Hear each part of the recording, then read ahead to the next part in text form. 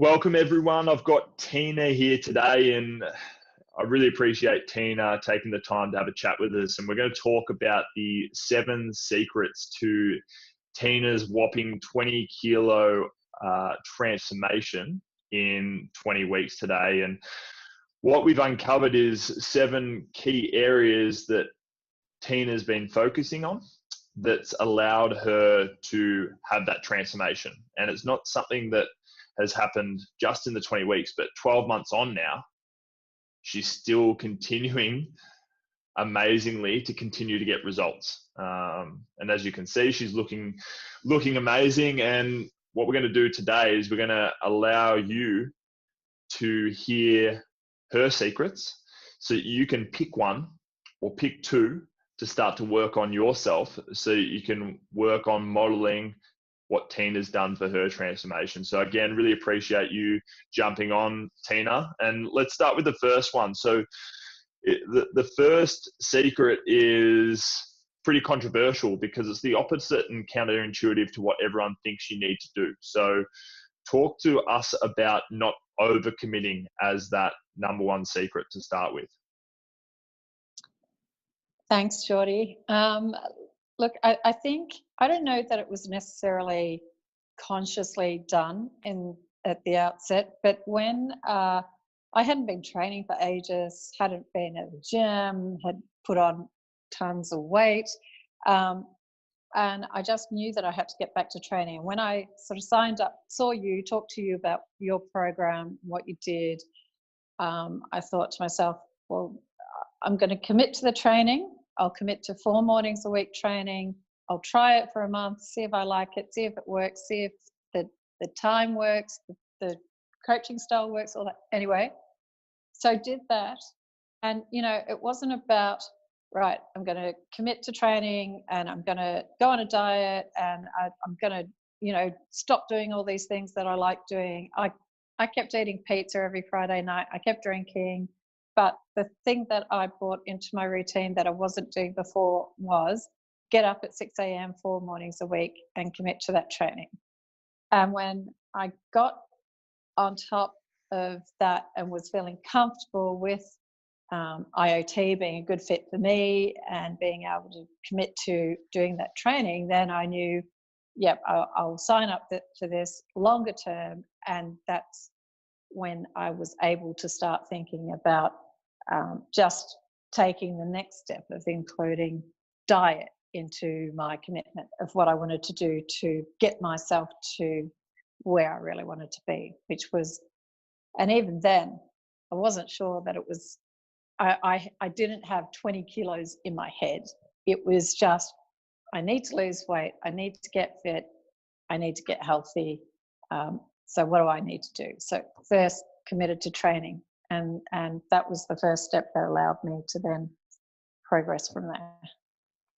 Yeah, and that's so good because I was teasing everyone a little bit there with saying the not overcommitting. It didn't mean that you didn't commit, right? You really did commit and you committed to the training. So you were there every morning, those 4 mornings a week, right? But yeah, you just weren't overcommitting. You weren't overcommitting to try and do everything, because if you're trying to do everything at the start, then suddenly it feels hard. And we don't like doing things that are hard for a long time. All right. So for you, it just felt like an easy transition to work on the training, then look after your nutrition, then add extra training into your routine, and then look at more modifications to your nutrition. And you just did that over time, which continued to allow you to make those changes in your body. Because if you were doing all the things that you're doing now and you were 20 kilos heavier, it'd be pretty different. I couldn't have. Yeah, I couldn't have done it. But not only that, and just as you talk through that, if you overcommit yourself to say, okay, I'm going to start training, I'm going to go on a diet, I'm going to do 3 or 4 other things, go to bed. If you do all that all in one hit, that's a really big impact on your current lifestyle of what you're used to doing. And you haven't formed good habits yet. So all of a sudden you're making what seems like all these sacrifices to get into this new program. And it's probably just not sustainable to take so much on. far easier if you take it one step at a time, select one thing that you can focus on, retrain yourself to get into a good habit, a new habit with doing that new thing. And when you feel like you've locked in that good habit, that's when you can take on the next thing and build on it, rather than trying to create all these new habits across everything in your life in one hit and that's where most people, I think, just fail. Yeah, really good point, Tina. And the second thing that we wanted to talk about as the next secret is asking for help and finding something that was easy to commit to. So talk us through that. Yeah, so I'm the first one to put my hand up and say I need help. And I knew that when I was looking for training that was going to suit me, I wanted to be coached so that I could just get there in the morning and not have to think about what I was doing training wise. Didn't have to think about what do I do in the gym room at the moment? What do I do with weights? What class will I go do? I just knew I just rocked up and everything was all done for me. And not only that, the bonus with IoT was that not only is the programming all there, but the coaching and the support and the feedback is there as well. So that was a real bonus. One thing that, I was really pleased to get. I didn't get that anywhere else other than maybe PT training, which you can only afford to do once a week, not 4 times a week. So for me, it was just to make it easier to break down barriers, excuses, reasons for not going or for it being too hard.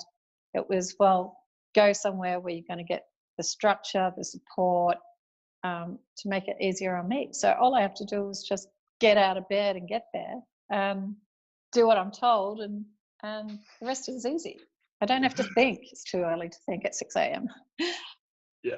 And we're fully understanding that all our members, such as yourself, you got full-on careers outside of your training and outside everything else you're doing to look after your health. But if you are having someone there to coach you and support you through looking after your health and helping you make educated decisions, then suddenly it's no longer a stress on your life. And we know how big a stress can be if we're overweight, feeling like we're out of control, feeling like we're stressed.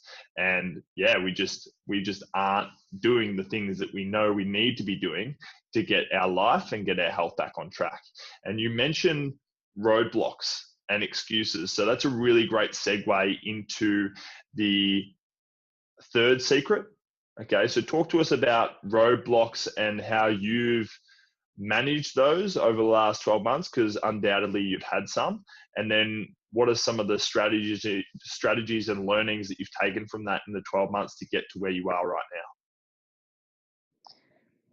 Okay, well, the first one was life's busy. Life's busy for everyone. We've all got our own things keeping us really busy. For me, I had to make sure I got the dogs walked before I got to work, school lunches made, daughter off to school, and then work's really busy. So often don't finish 6:30 at night is normal finishing time for me. So training at night was just really not an option, because then have to get home, feed dogs, walk dogs, make dinner. Everyone's got their own thing they've got to do, but that was my program. So when I decided I needed to get back into training, it was, well, no one's doing anything at 6 a.m. in the morning. Commit to 6 a.m. training, and by the time I get back at 7 a.m., no one's missed me, and I can still do what I need to do. If I get to work a little bit later, so be it. I just work a little bit later or work through my lunch, whatever. But that was the compromise for me. Prioritize me. So I got my training done. There were no excuses why I couldn't do it, because there wasn't, someone else needing me to take them somewhere or feed them or walk them. And so that was the first step. And then it was, I guess with diet and stuff, we were used to going down to Rye, used to just having an easy Friday night pizza every Friday night pizza and probably 1 or 2 bottles of wine, because it was easy to go down. And so it wasn't just about me changing my diet, it was also about changing how my husband and daughter sort of want to eat as well. So that's helped a lot. That was initially a real challenge for me, letting go of Friday night pizza and drinks. And I know when we talked about it, one 90-day check-in, it was like, oh, I don't know if I'm ready for that yet. But I realized if I didn't make that change, then I wouldn't see any real improvement. I would just be staying where I was, and I didn't want to stay where I was. I wanted to continue improving. So yeah, we came up with different things, and now he's bought into it just as well as me. So I think you have to find things that make it easy to commit to the new habits that you want to form, that make it that remove as many barriers or roadblocks as you can, so that you don't have those excuses for not locking those new habits in and really maintaining those new habits. Yeah, and you talked about that from the start. You knew that the South Yarra location was super close to home. So immediately that barrier was taken out in terms of, I've got to, drive 20 minutes to get to training. So you knew yourself, you knew your preferences, and you knew that you had to reduce the barriers that were going to stop you from doing what you needed to do, so you could start to do it, so you could start to get the results that you wanted. And the first thing, or the second thing you talked about was your nutrition. So that was the fourth secret. So talk to us about the changes that you've made with your nutrition over the last 12 months. So it was probably about 3 months into training that I decided I need to go see a naturopath. And she put me onto a detox program, which initially I committed to for the first 6 weeks. And that was no alcohol, no sugar, minimize carbs, small amounts of protein. I supplemented breakfast with this special shake that she gave me. And yeah, it was really, really strict for the first 6 weeks. And I knew when I committed to that, I knew, sort of signing up for that, I had to make a monumental shift from what I had been doing previously. Because I thought, yeah, I eat okay. I eat salads at lunchtime and, but it was all the other stuff. It was the drinking. It was the stuff that you just sort of eat on weekends when you got social events and you keep putting stuff in your mouth and don't really think about it. So I focused for 6 weeks, saw great results in those first 6 weeks, so then committed for 12 weeks. And at the end of the 12 weeks, I'd already lost about, I think it was close to 15 kilos by then. So then I just said to my naturopath, well, I'm just going to keep doing what I'm doing now right through to Christmas time, so that took me through to about 20 weeks in total of just staying really focused on eating really healthily, not drinking unless there was a social event, cutting out sugar, processed sugar, and just really being mindful about what I put into my mouth. And I still pretty much follow that program now. But, I'll have a drink. I'm the first one to enjoy having a social occasion and having a drink.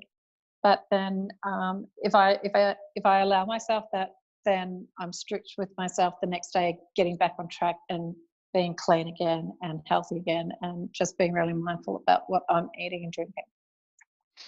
Yeah, spot on.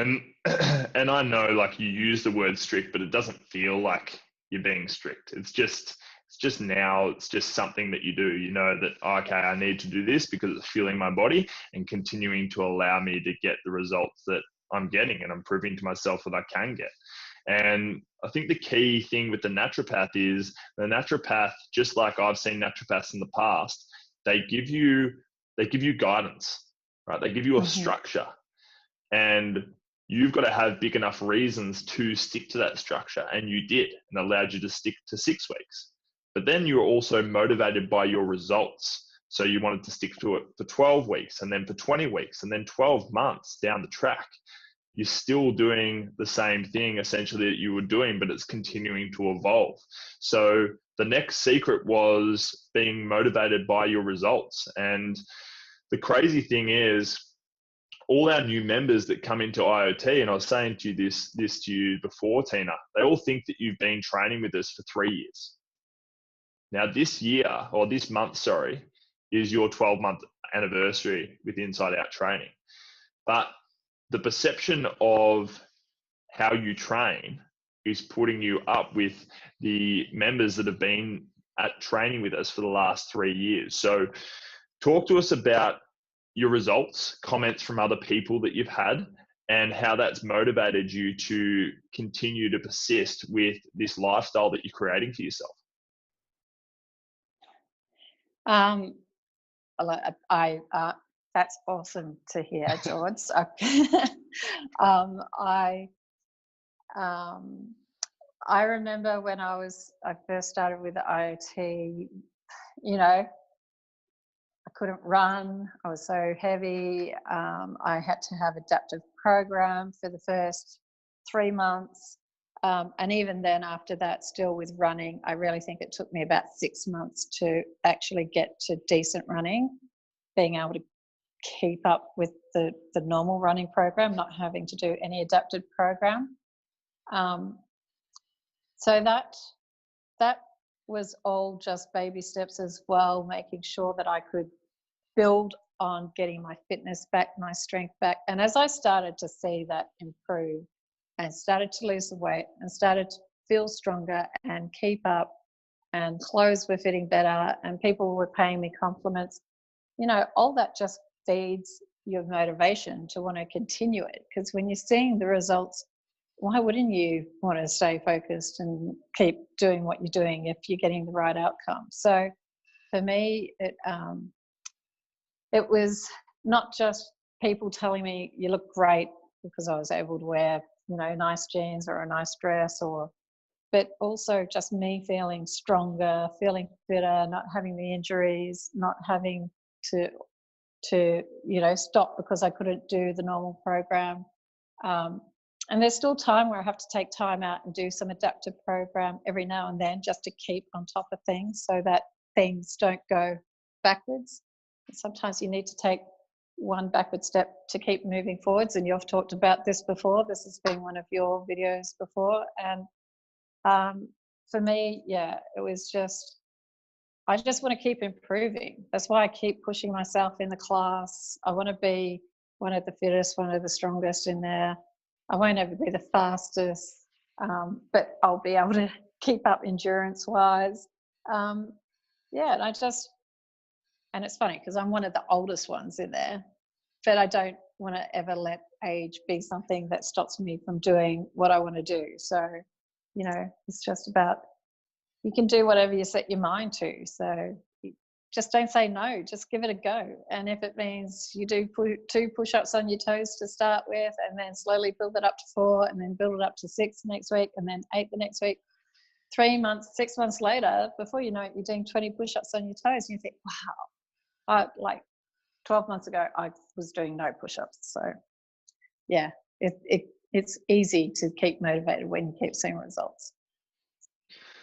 That's amazing, Teena, because that's our program and our members. We've got a code, and the first part of that code is taking responsibility. Okay, that's exactly what you've done. You've taken responsibility for your life, and you've taken responsibility for your results, and you've overcome any roadblocks, right, to allow you to take action and take full responsibility. The second thing is always seek growth. So you're seeking growth, you're seeking improvement, which is motivating you to continue to go to training. It's motivating you to continue to work on new healthy recipes at home, right? Continue to change the culture of your family. And that's the exciting thing is it's not even just for now, but it's for, when your daughter has kids, how she was raised. And that's the really amazing spread and influence that the changes that you make in your life, especially as a mum, can have on other people around you. And then the last part of the code is support the tribe. And you do that by welcoming new people in, okay, inviting your friends, but also leading by example when you're at training. You're pushing people, you're encouraging people. And that's amazing part of having someone like you in our group. Yeah, and we certainly appreciate it. Now, the last two things, Teena. Let's talk about number 6, which is your backup plan. All right. So everyone needs a backup plan because things don't go as smoothly as we would like. So talk about what your backup plan is if you have a wine one night, or you have a big weekend, or if you miss an inside out training session. What are your backup plans that you've put in place to make sure that you continue to get results? My mindset is, if you do the crime, you pay for it. So you pay your time. So if I have a session out, and the last 3 weeks were actually really busy, Thursday nights and Friday nights with social events on, had a few drinks, but that didn't stop me from coming to training. So, had a few drinks and that was fun, but no excuses, still got to be at training 6 a.m. The only time I miss training is if I have a work event on, and sometimes there's work events that start at 7:30 in the morning, so I can't get training in that day. So my backup plan is just do a longer walk with the dogs in the evening. So at least I've still had exercise somewhere through the day. It's not as intense as a normal training session, but I've gotten out and I've been out moving around for about an hour, which is something. It's better than nothing. I also have I do training outside of IoT, so if I need to, I'll try and do a catch-up class with where I train outside of IoT, so that backs me up.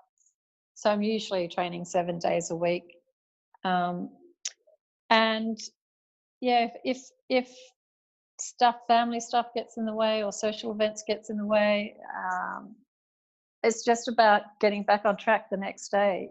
So enjoy the drink. Enjoy the event, enjoy the time with your friends or your family. Don't feel guilty about it. Just get back on track the next day. And so that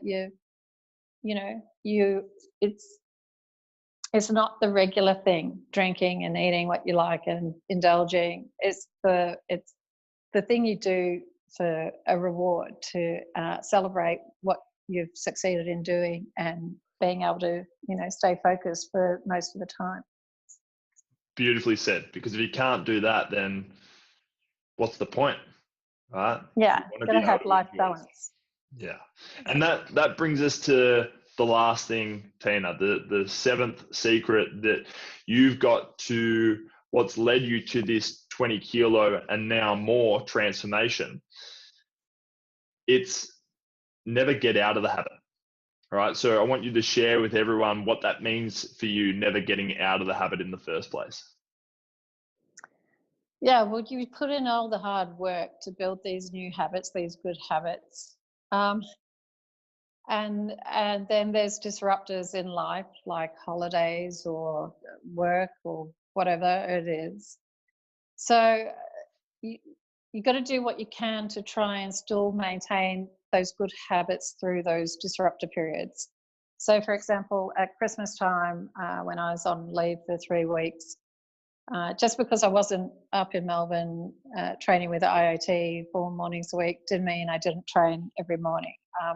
Other than Christmas Day and New Year's Day, I still trained at 7 a.m. or 8 a.m. every morning over that 3-week period. And that was so that I wouldn't get out of the habit of doing my morning training, and so that I would be able to slide straight back into my program when I got back in the new year. So otherwise, you do all this hard work, you stop it, you fall out of the habit, and then it becomes really hard again. So once you've got the good habit, once habits are formed, then it's no longer hard. It's kind of more natural. So, and the same with the food and the drink. Just don't drink Monday to Friday. Friday night I have drinks, Monday to Thursday, but Sunday I don't drink. And unless there's a social event on or a work event on, and then I make sure I drink plenty of water if I am having a drink these days. And just got to make sure that you keep focused and keep those habits continuing, so that they just stay natural habits, rather than you going backwards and then derailing, and then it I said to a good friend of mine who's at IoT, and she went through a bit of health troubles and sort of derailed a little bit, was feeling a bit unmotivated. And I said, the longer that you leave it, the harder it is to come back. So don't leave it, just do it. And you can come back, and you can adapt, and you don't have to start hard where you were. You just change it so that you can ease back into it and rebuild again and get that habit back in. And now she's just smashing it again. And thank goodness, because I know she loves it. So, it's just about staying on track. Yeah, you know who I'm talking about. Yeah, exactly. And I really hope that people understand the significance of what you just said.